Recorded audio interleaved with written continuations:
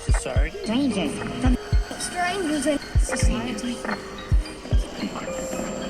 Strangers on the internet. The secret. Strangers. Society. Oh, welcome, stranger. Secret to society. Strangers.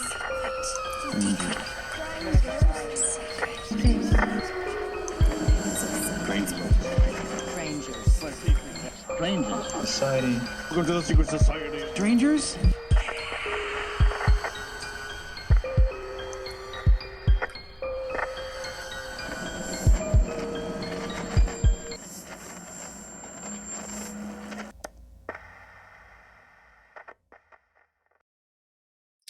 Welcome back to the Secret Society of Strangers podcast. I'm Lee. I'm here with Jamie. Hello. Josh, again. Man, he'll make it one day. He'll make it for a guest one day. He's a hardworking man. Yeah, it's just like a series of unfortunate events. Yeah. But like I said, guest episode. I am very excited for this episode. It's a little bit of a change of pace from where we've been the last few guests. This is like a firsthand experiencer. And I am familiar, very familiar with the area that it took place in, and I've probably even been there. So we're going to talk about a few things. I will actually be giving you guys a little bit of like a layout of the area and kind of a little bit of a history of maybe we can parse together why or how these things are occurring in these places. Jamie, what's been up with you? All right. So first of all, if you're on YouTube, you may be admiring my hair. Yes, I meant to say I didn't have time. I've been rushed. It looks fabulous. I mean, shout out to Abby at Ananda in Asheville, where I am. She did a fantastic job. She did a quick trim, and then you pay by the hour, and it doesn't matter if you're male or female. So for the hour, you get her. She does the haircut. She does like the shampoo, or and then styles it. So she did a great job. It was a blowout. That's what I got. So I'm very excited about it. Great. Very glamorous. So the whole reason I want to even bring that up is that I had the craziest story to introduce you. So for all of our listeners, our guest is going to be talking about haunted Chipotle, which Lee was saying might sound kind of silly. So this is very important to remember that. So today I went to Ananda, and it was Ananda North, their new location. And when I got there, I was like, gosh, this building is so beautiful. What I didn't know was that it's a renovated church, first of all. So it's already kind of like a cool, funky place, but I didn't know that it had been a church. It just looked beautiful, and it's like the super fancy place to go in Asheville to Ananda. So it definitely looked fancy. Nice. So I go in, I check in with Abby, and she takes me over and, is looking like, what do you want to do with your hair? And we go to sit down. She's like, so what have you got planned later today? Am I going to be able to show off my new hair today to anybody? Oh yeah, will you ever? I said, well, actually, I co-host a podcast about the supernatural and paranormal. And she and her apprentice were like, oh my gosh, that's so cool. I said, yeah, it's pretty fun. I said, we're filming tonight. We film on Tuesdays. I said, it's kind of funny. And I sit down in the chair to get the shampoo. I was like, it's kind of a funny one. I said, we've been interviewing some more serious people, but this one, it's a haunted Chipotle. I said, I know that sounds silly, but it's real. All of a sudden, and I'm not even kidding, the lights in the entire church, the whole, just start flickering. It was like a fucking episode of Stranger Things. Wow. And I was like, oh, talking about spirits. So I said, well, maybe I shouldn't be laughing. Maybe it's not really funny. Maybe I shouldn't be laughing Yeah. about a haunted Chipotle. Lights flicker again. Said, I was like, see, this is spirit. This is what happens to me all the time. And a third time, the lights flicker on the whole place. And Abby says, is somebody messing with the lights? She was like, "This is so weird." She's like, "This has never happened That's what I before." was gonna ask. Has that ever happened Never happened before? before, and I will say it didn't happen for the rest of the day either, like, the Oh, rest of the awesome. time I was there for the whole hour, so it was just those 3 times, and I said, "See, this is what happens." I was like, "This happens to me constantly," and she said, "Well, I'll be honest with you, there there's a ghost here." And so I was like, "Really?" She said, "Yeah, I can't remember her name. It starts with a J or an M, but there is definitely a ghost here." She said that one morning she had come into work and she was by herself and she heard the coffee maker go on and like the coffee beans grinding down or whatever, and nobody else was there. And she had told a coworker that came in, like, "I think this place is haunted." And the lady said, "Yeah, that's because there's a ghost here." So she calls the owner over and she's like, "Will you tell her about the ghost?" And he said, "Yes, I will." He said her name is Joyce. And when he bought the building, which was just a few months ago, and he totally renovated it, he said when he bought the building, the new owner handed him the keys and had like tears in her eyes. And she said, "I just want you to know you're inheriting a ghost. Her name is Joyce, and she's very kind and friendly, but you will have experiences." And he said he took the key, and Abby said, "Yeah, well, we experienced her earlier." I was like, "Do you remember the lights going off?" I said, "That's because I was talking about spirit, paranormal, supernatural." And he was like, "Oh, well, come here a second." And so he had me follow him to another part of the building. He said he was using an orbital sander on the floor, like to refinish the hardwood floors. Mhm. He decided for some reason, I don't know, I guess to put texture on the walls, or maybe there had been adhesive on the walls. I don't know what it was. But he said he popped up the orbital sander in just like a weird way, just to Mhm. see. And when he pulled back, he just touched it. When he pulled back, will you show that picture, please? This is what was left behind. If that's not a fucking Victorian lady named Yep. Joyce, I mean, I know. It was so like, you sent this picture and you didn't have to say anything. I instantly was like, "Oh, hi. There's a creepy woman here." yeah, that's her. That's Joyce right Yeah, there. that's wild. And it looks like she's Mhm. either got, like, a big headdress on Yep. or, like, one of those, like, where it's, like, tight to the front, like the flapper caps, Yes, and then, like, exactly. big in the back. Yeah, yeah, yes, Yeah, exactly. it's weird. That's Isn't that creepy. weird? And, like, it looks like a painting. Like, it looks It like a it, it look if you t- it looks like it's on purpose. it looks like a sorrowful woman. Thank Like, you. that's And very so funny. I truly believe that she was communicating with me earlier Yeah, today, I think that this so. story is a story to be taken seriously. As funny as it is to say this is a haunted Chipotle, I do believe this is a serious story. I think so too. I Uh, really do. So that's my spiel, and that's why I wanted to bring it up before our guest Perfect. came on. I wanted our listeners, I think I said readers earlier, but our listeners to like it's funny, but also it's real. And and also we would love to hear anyone else's experience or Absolutely. stories. Yeah, All of any yeah, as saying, like weird and funky and inconsequential as you might think it is, the more that we can network with one another and share these experiences and make them become normal almost, I think it's like the most important step towards full disclosure, because if you just go in cold to this kind of stuff, you will think you've lost your mind, and people will when they realize what's really going on when it hits the masses, like they have to be acclimated. And I think one of the ways we do that is that we connect with one another. yeah, So it is yeah, very overwhelming to, it is.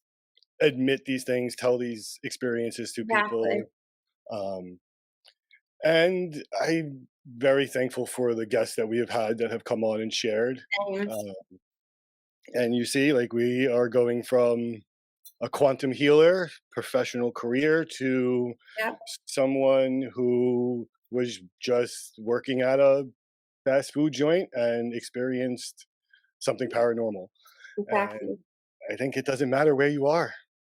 It You know, really doesn't. And it's they can here. talk, yeah, spirit can talk to you in a lot of different ways. And I Speaking think, of yeah. where they were, uh, Hmm. Long Island itself, so this takes place in a haunted Chipotle on Long Island. Okay. It's in a town called Wantaw.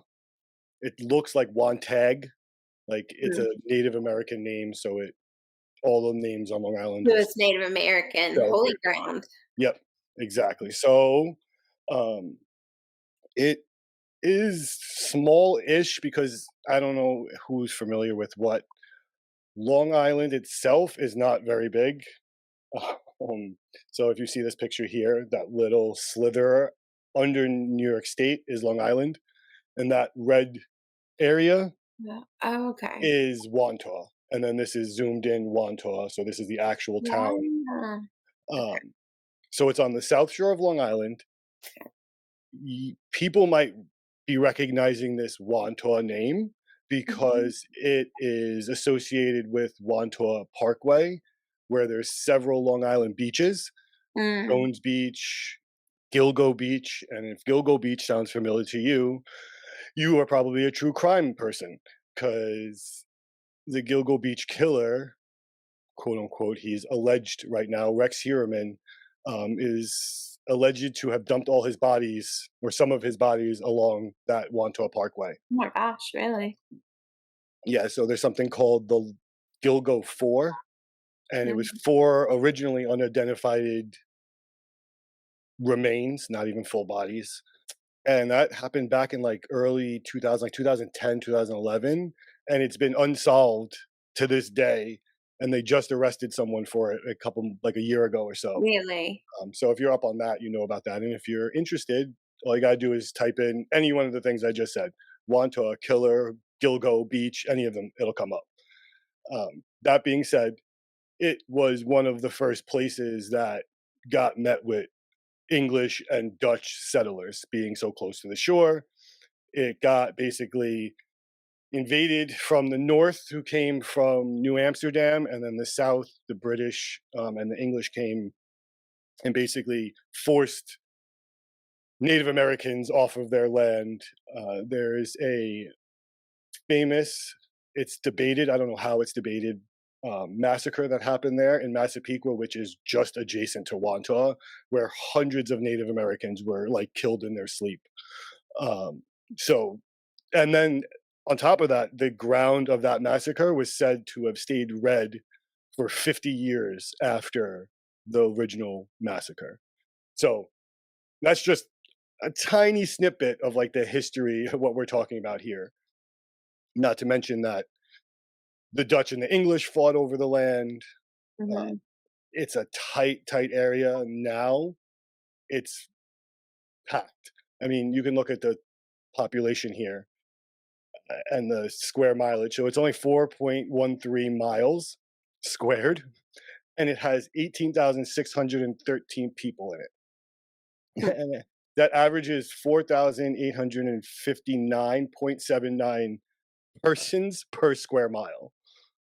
Like, that's too many people. Yes. This is what it looks like today as an aerial footage. Okay. Very It's dense. it's packed. It's a mini city. It was the original home of like Levitt homes. I don't know if you're familiar with that. Mm-mm.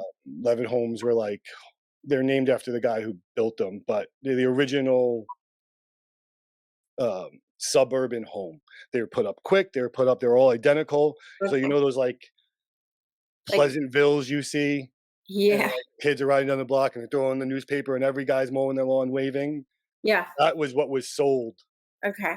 as Wantaw originally for New York City workers to come live in the suburban life.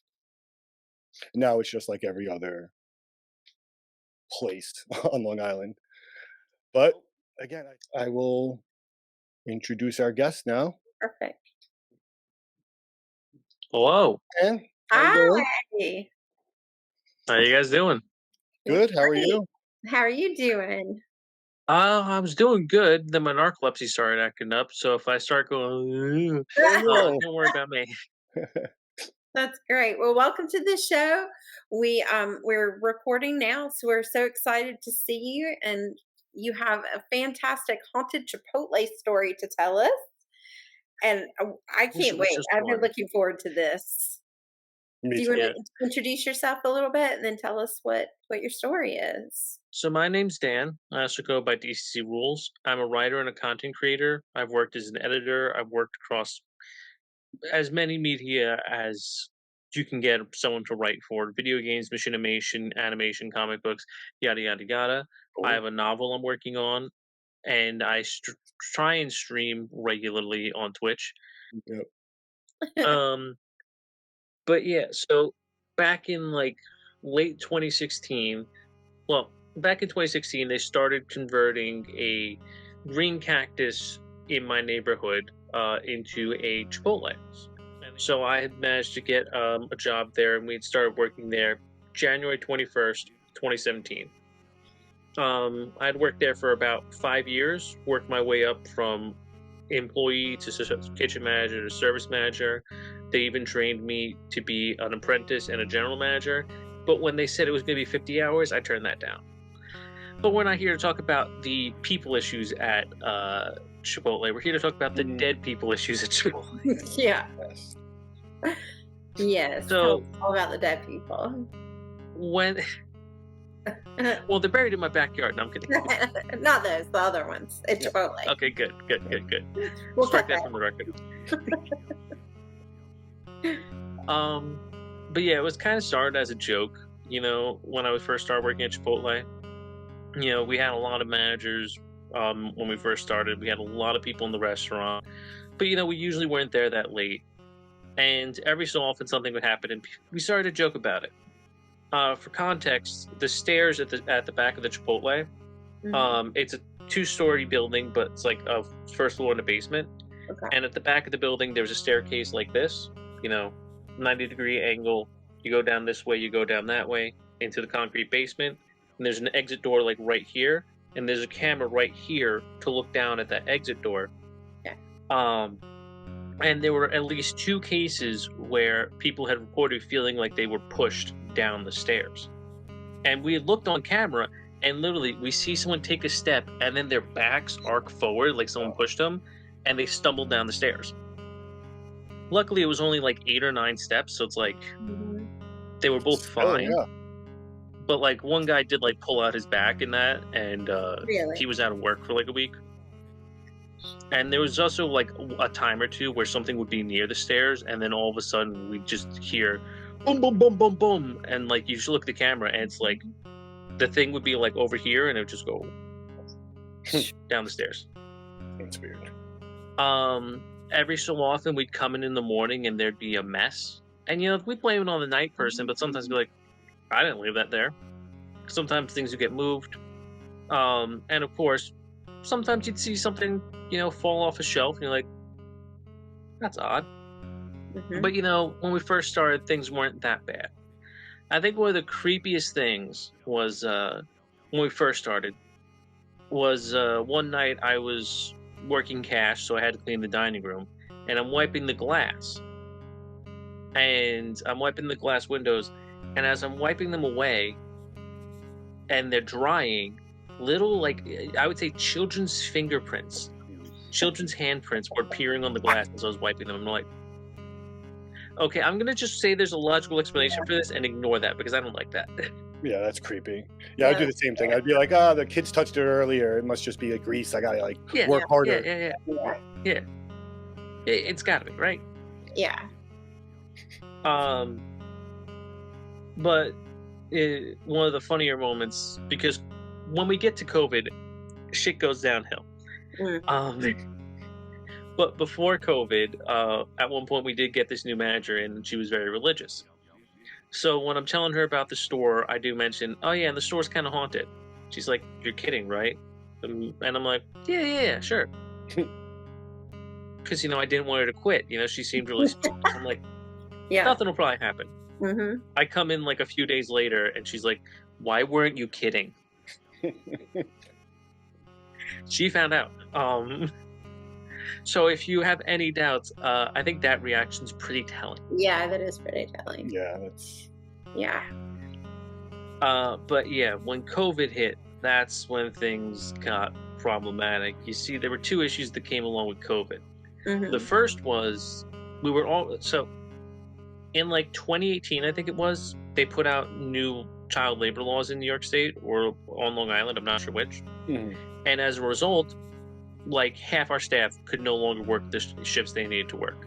So like we went from like 30 people to like 18, which was rough. That's hard. But it was fine at the time because our sales weren't that high. Because now we couldn't have minors closed, we couldn't have minors open. We could only work like 4 hours or like 6 hours. Yeah, it was rough for us. That's tough. A lot of our workforce at the time, like 17 and 18-year-olds who were still in high school. Mm-hmm. But then they couldn't work anymore, and it started to get more hectic. And then COVID hits, and everyone remembers COVID going to shit. Of probably the 22 people we had at the time, I would say maybe 10 of them quit when COVID hit. So that was immediately. And one of them was that manager who was very religious. She had family she had to take care of. She couldn't risk being out and working like that. Yeah. So I think at the time it was like 4 managers and maybe like 7 or 8 employees. I think like 4 or 5 of them, of which were minors. Mm-hmm. So that was a little rough, but some of the Chipotles had completely closed.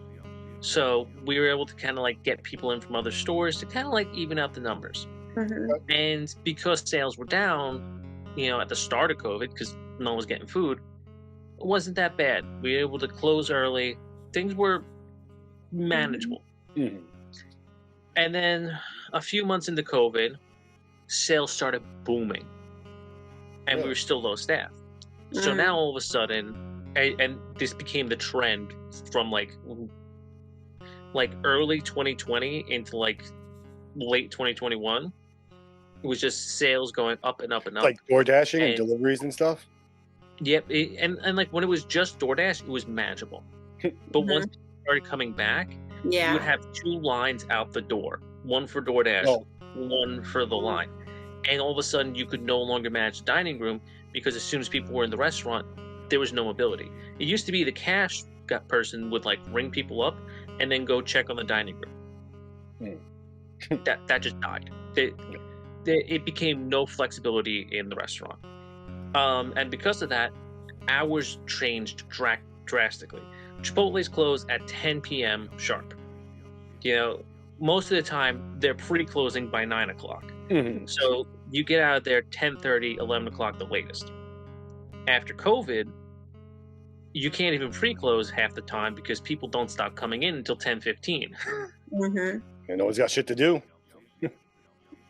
And so, you start your closing and you now have maybe like 5 or 6 people to close the whole store.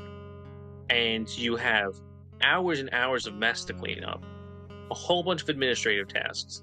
So all of a sudden you go from 10:30, 11 o'clock to 12:30, 1 in the morning.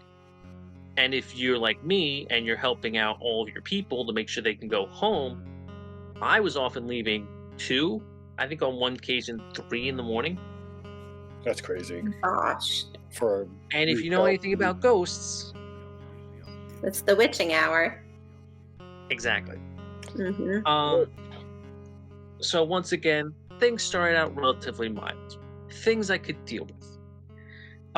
Some of the issues that we would have would be, once again, I mentioned earlier, concrete basement. Underground, pretty much, because like the Cherrywood Shopping Center, where this Chipotle was, is kind of like a hill. Mm-hmm. And so like, you kind of have where all the restaurants are sitting, and it curves down to in the parking lot, and the basements are all underneath all of that. There's no airflow down there, not anything.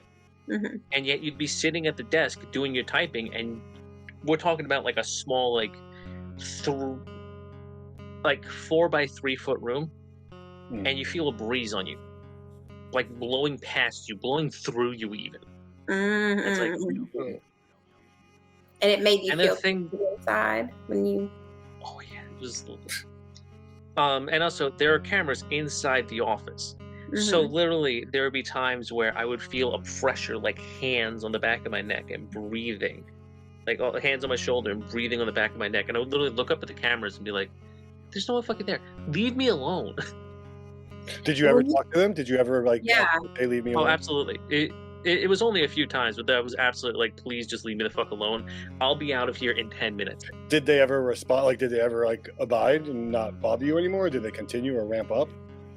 So like, usually they were short-lived, so I couldn't say if me telling them to fuck off.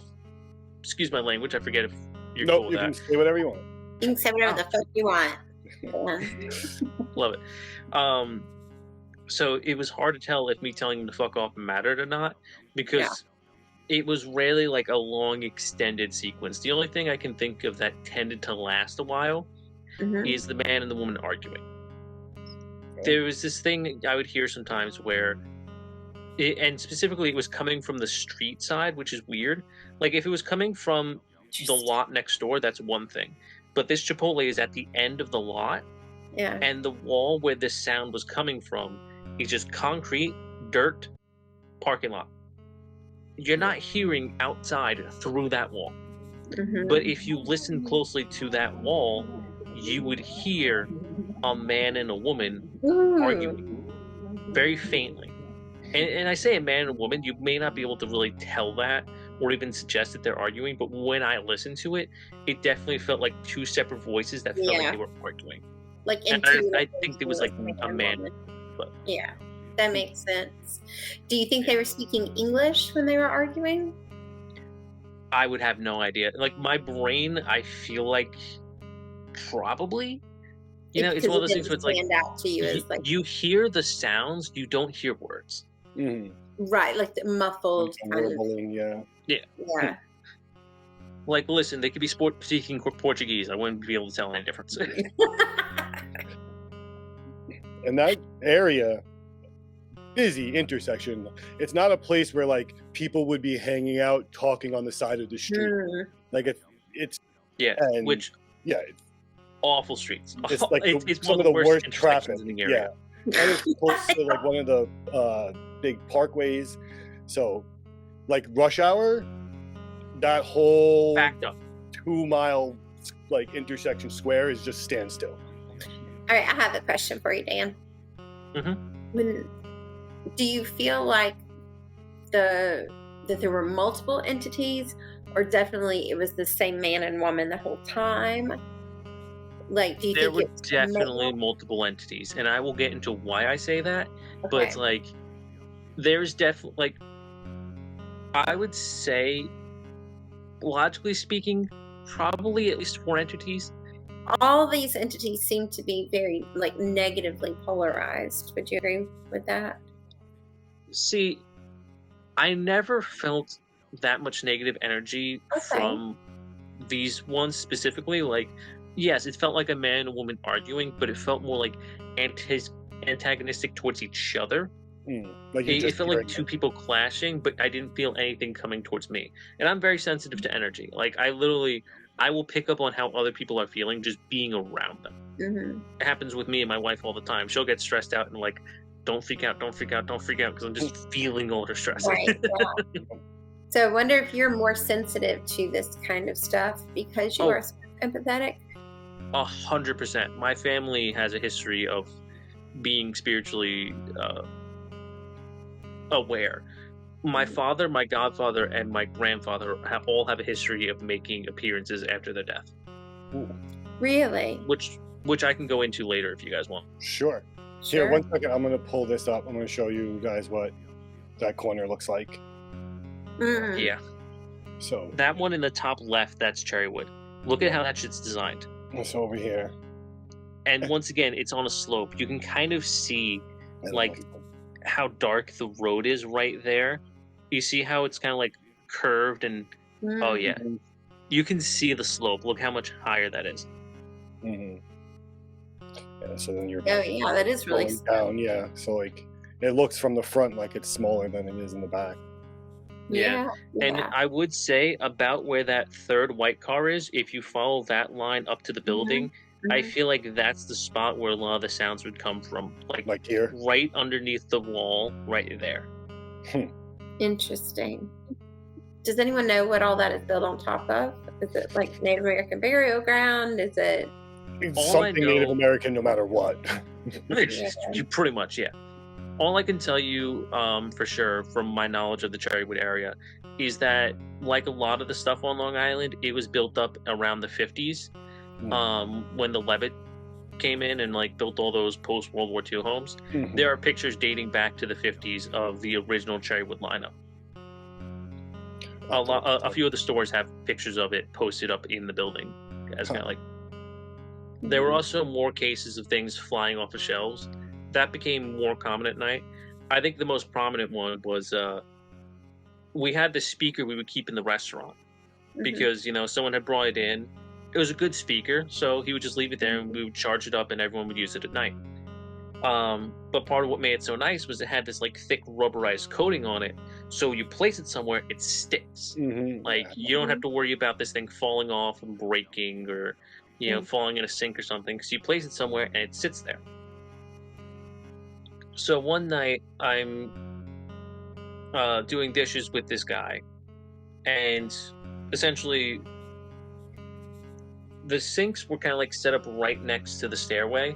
There was a wall here where the stairway was, the sinks, and then straight from there was an area called dry storage, which is a small, like maybe like 4x4 foot little like room where we would keep all our dry goods. And we had put the speaker there on the shelf facing us so that the music would be coming in our direction. And these are like corrugated shelving. They're straight, they're flat, you know, and we got the speaker just sitting on it. And we're just sitting there doing dishes, and out of the corner of my eye, I just see the speaker go off the shelf into dry storage. And like he sees it too, and he looks at me, he's like, what the hell was that? I'm like, shit happens around here, man. I don't know what to tell you. You know, so nonchalant. I'd be gone. See, here's the thing. Once again, I come from a family with a history of hauntings. And on top of that, I can kind of sense energy. So if I don't feel threatened, I'm just like, whatever. I have bigger things to worry about. It's like more, I see what you're saying. It was like their own energy, their whatever negative energy was contained. It wasn't going out to you or to anyone else. It just, you happened to be alongside it almost. Like you were coexisting. So it's like, for a lot of the hauntings, they didn't bother me that much. It was kind of just like, ghosts. Oh well. But that didn't account for all of them. The first thing that scared the shit out of me was one night I locked up, I closed off, turned off all the lights. And one thing I should mention is, as I said earlier, I'm narcoleptic. I can't drive a car. So I would commute by bike. And I would take my bike and I would put it in the storage room downstairs, which was this big, maybe 15 by 8 foot. Well, no, probably no, a lot more than like 15 by 10 foot maybe, or longer, big concrete basement. So I'd have my bike in there, and because obviously I'm not going to ride my bike in my uniform, it's a polo and jeans, I would get changed at the end of my shift. So I would close up everything, get changed, take my bike, set the alarm, and head out. That would be my routine. And as I'm grabbing my bike, I close the storage room door, and all of a sudden I hear boom, boom, boom, boom. Restaurant's been locked up for 30 minutes. There's no way anyone is fucking in there. But that is boots stomping, and I hear it getting louder, coming from the front of the restaurant, heading to the back, heading towards me downstairs. I'm like, nope, didn't even set the alarm. I went out that door. I was gone. It's like, oh, he left. We can party. Let's go. You know, more like, oh, he's still here. I'm gonna fix that. You out. Oh, that's scary. That's what it felt like. Yeah. You were being kicked out.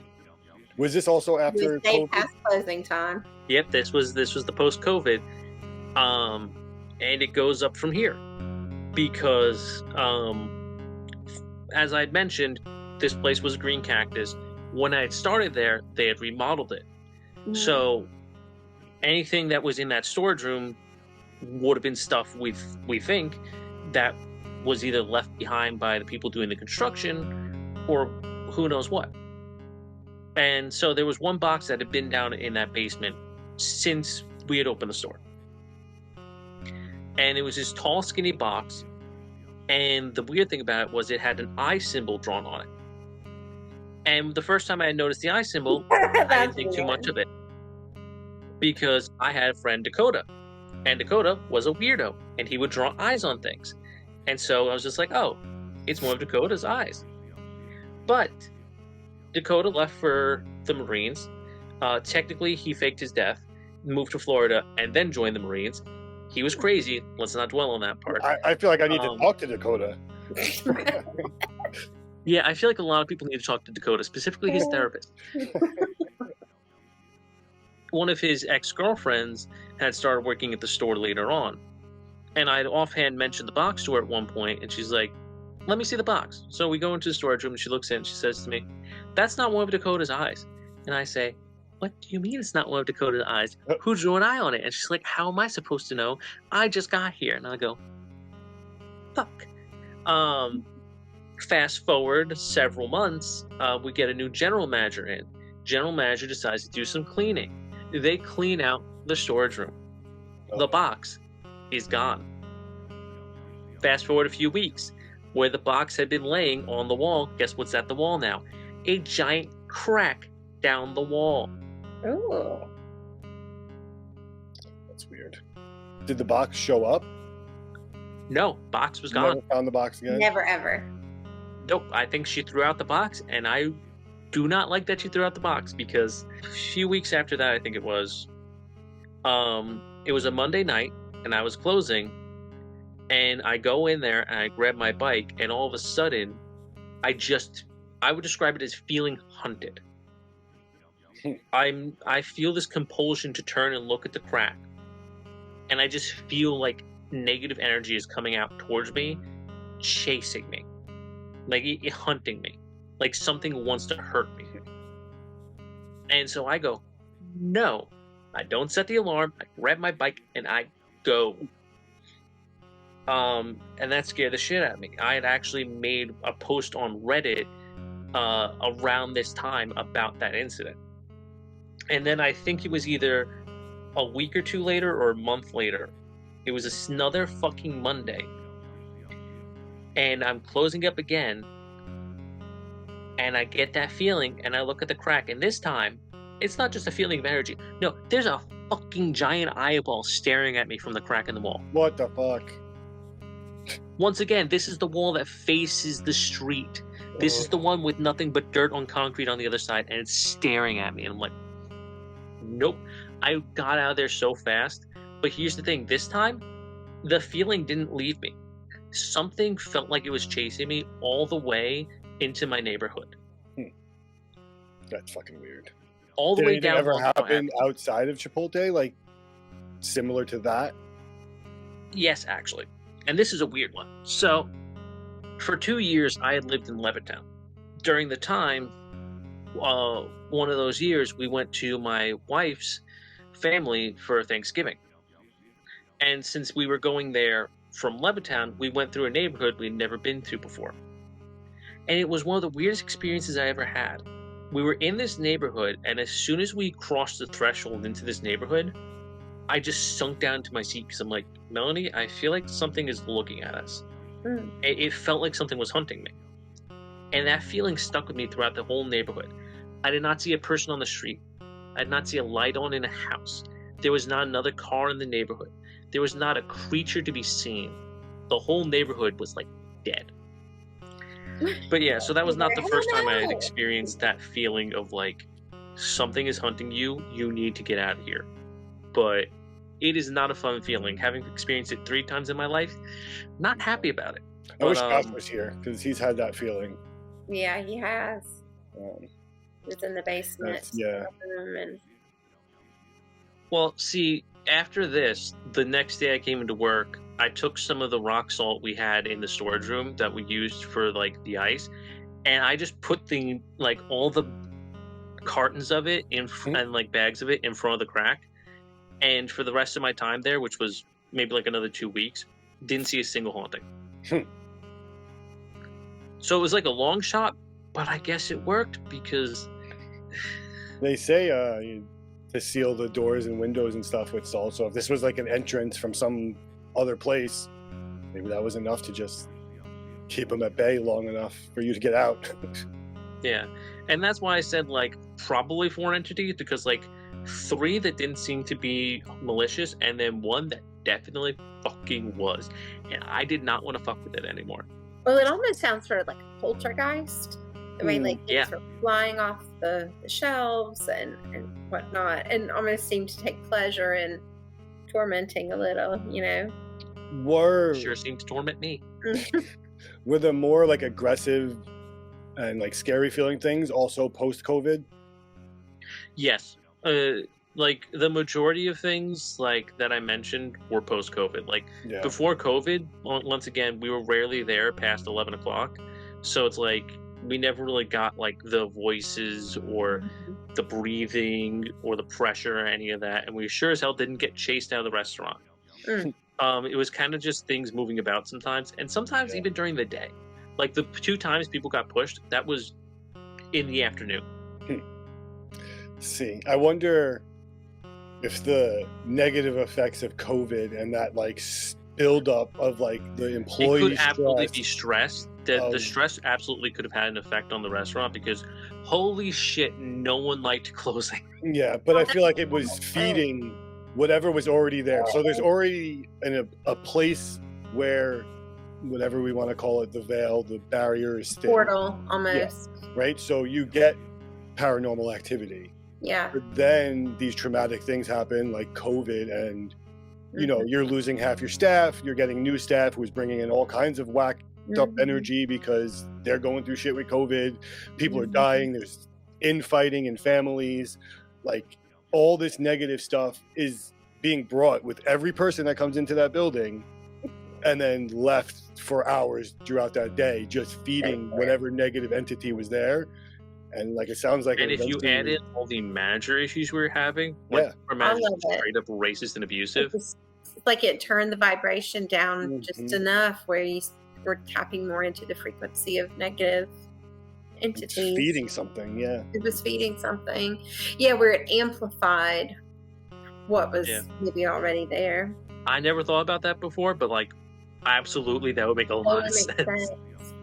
It would be interesting to know, like today, if there's, you know, because we're, you know, a little more back to normal. Calmer.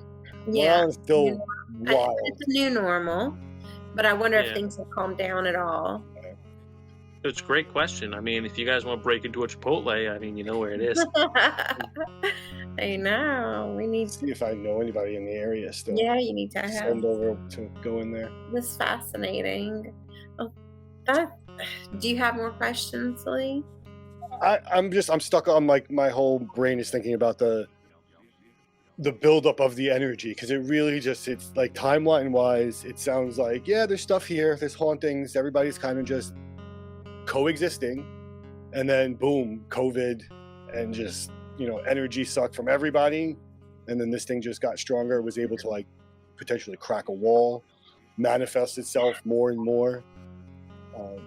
So yeah, I wonder today if it's even worse or it's backed out. Yeah, I wouldn't be surprised if it's worse. I just wonder, like, because once again, I'm a more sensitive person, I wonder if like me being there almost brought it out too. Because like I know a lot of the worst hauntings happened around me.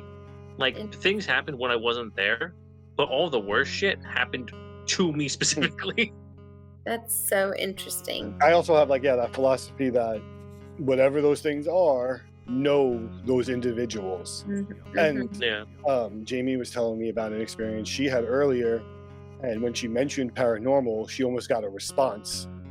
So it's almost like they know, like, if you're going to acknowledge me or you can sense me, like, you're the one it's going to reach out to.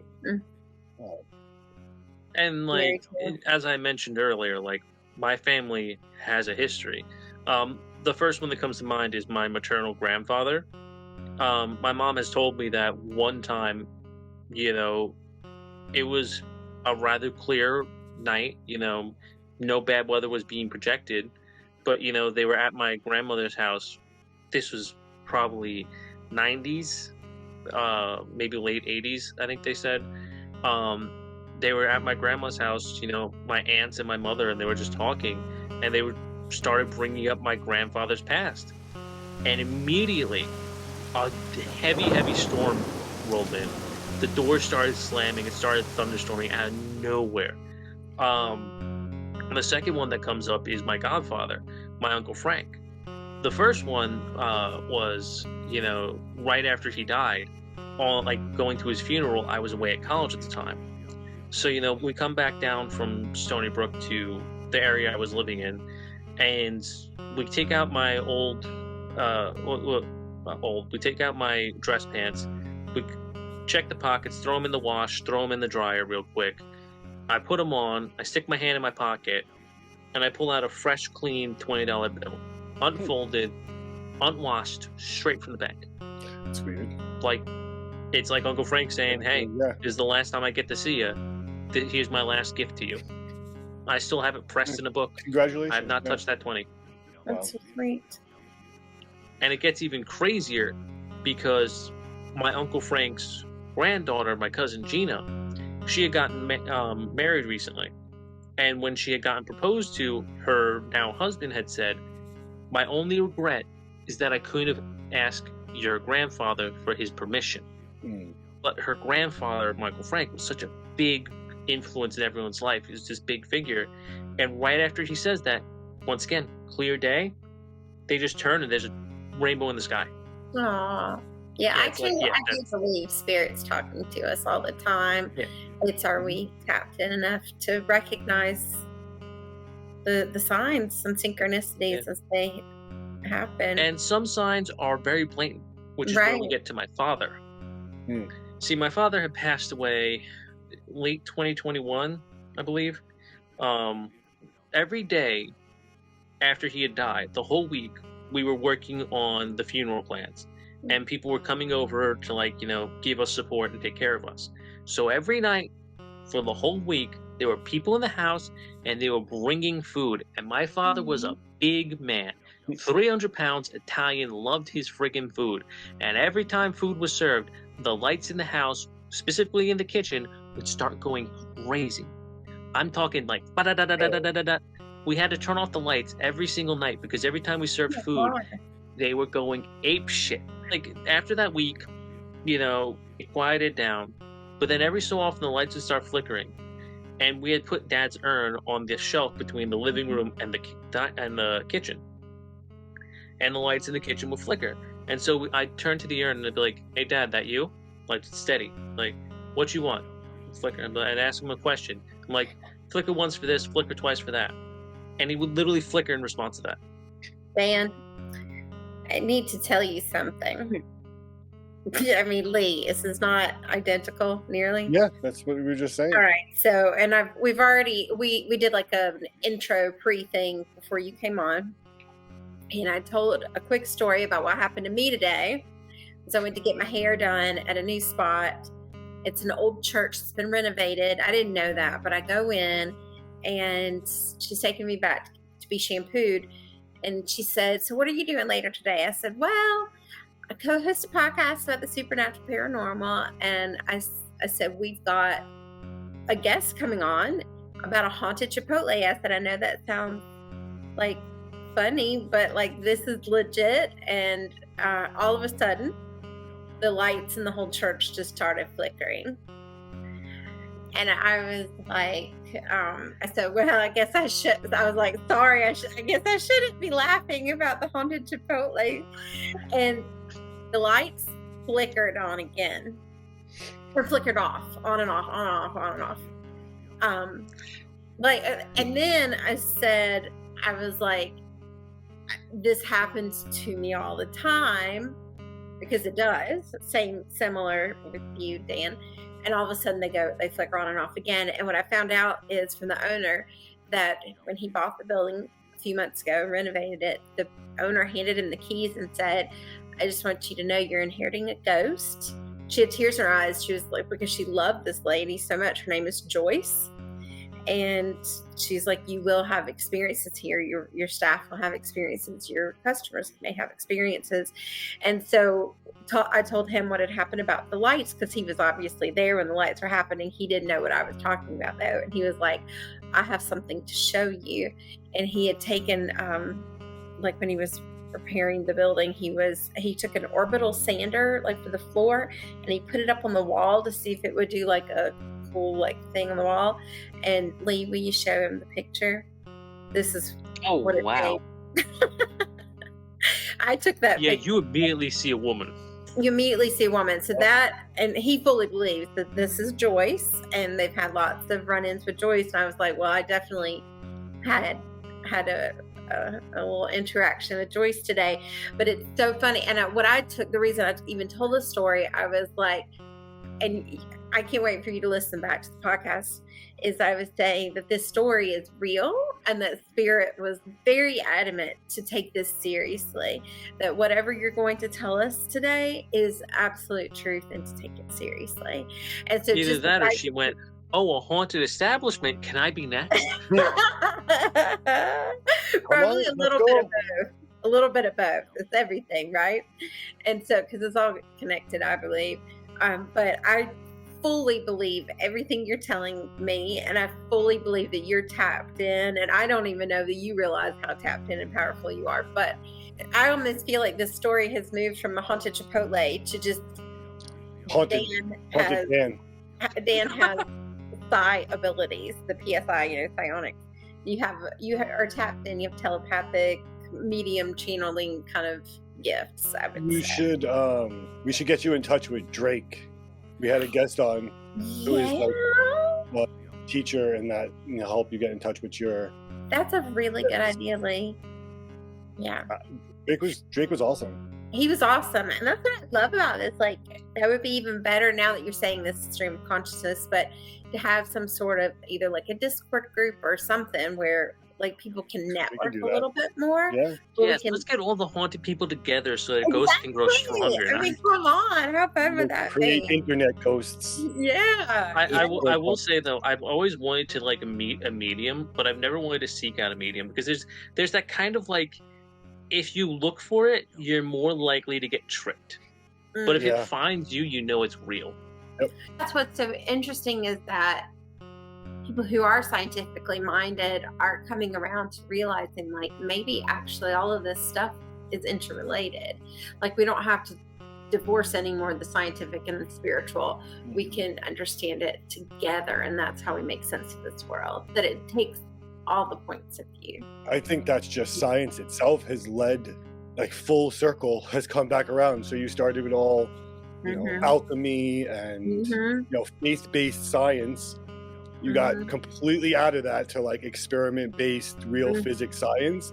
And now that we're so good at the physics, we're learning that, like, well, the physics is really where it's all at, and everything that we were just studying was just unraveling physics to come back to physics. Exactly. And how much our mind is creating everything.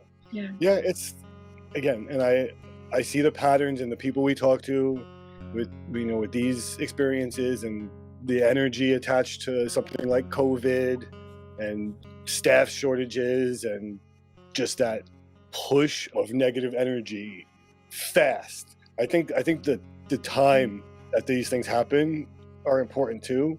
For how long has this place been there? 1500s, 1600s is when we as Americans started coming here, and it was probably just, like I said, one of those thin areas, and it almost got like bombed with negative energy, and I feel like that's just and a trap. And then goes up for work, and just like a magnet. Oh, even more like that polar side, that negative opposite, like he's the negative or the positive entering the negative. Yeah, exactly. Like you said, he sees such a positive. I definitely try and be positive. That's so great. Well, thank you so much for sharing all of your stories with us. Of course. Absolutely. And if you have any new things that happen, keep us updated, please. I hope not. Well, you never know. No, I love, honestly, when the strange or the unknown happens.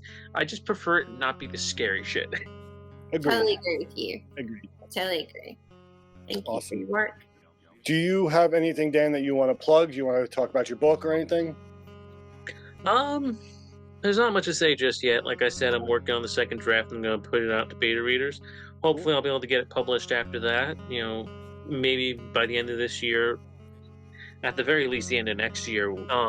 So it's taken me a while to like finish it, but essentially I had this idea. You know how you ever look up at the sky and the clouds look painterly like The Simpsons? Mhm. Yeah. I always thought to myself, why isn't there a god associated with painting the sky? I feel like I never really see that. So I took that concept and I explored this idea of creating artistic gods that I refer to the universe as the artisans. That's the working title for now. It sounds awesome. That. Sounds fun. Well, when But, you do publish and when you do finish it, let us know. We can I have you back know. on. Well, I'm sure if any links that you want to share, you can share with Lee. Yeah, send them, email them. Yeah, we'll put them up with the episode. And I'll make sure to update you guys when my novel is out, so you guys I can know, I do it can't with wait. me. I'll be like, Absolutely. I knew him when. Yeah, right. I knew about it before it came out. Yeah, we knew we were part of the OG crowd. Well, Dan, thank you so much for joining us tonight. It was Thanks for such a having me. pleasure getting to know you better and hearing all of your stories, and also I'm excited to see what you do with all of your talents. So thank you for being here. Thank you for having me. You guys have a wonderful night. absolutely. You Good night, too. Dan. Thank Thank you. Bye, Dan. Thank you, everybody, for listening. We appreciate you guys so much. We appreciate all the love and all the feedback we've been getting. Have a good one. Bye. Thank you for listening. If you would like to join us as a guest, suggest a topic, or have a story you want us to share, email us at SSOSpodcast@gmail.com. Again, thank you for listening to the Secret Society of Strangers podcast. This show is an independent production, but we couldn't do it without all of you. We truly appreciate your support. Embrace the unknown, for not all secrets are meant to be kept. Farewell, strangers.